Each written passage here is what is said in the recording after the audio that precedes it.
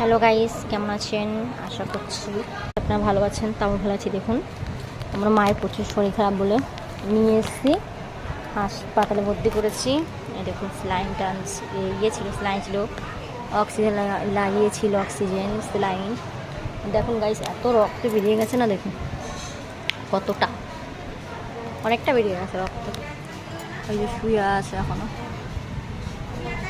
কোনো ইয়ে নেই, সারা শব্দ নেই।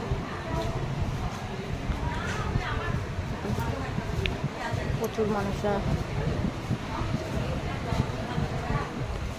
তো দেখুন কি অবস্থা মায়ের। এখানে শুয়ে আছে, এখানে আরো কেউ আসছে।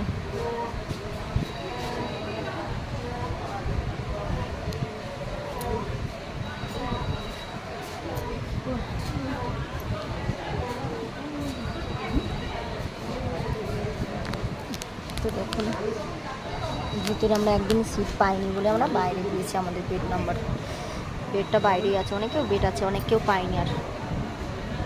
আর আপনারা আশীর্বাদ করবেন, ভগবানের কাছে প্রার্থনা করবেন যেন মা যেন তাড়াতাড়ি সুস্থ হয়ে যায়। ওটাই আপনাদের কাছে আমার চাওয়া। তো বাই বাই।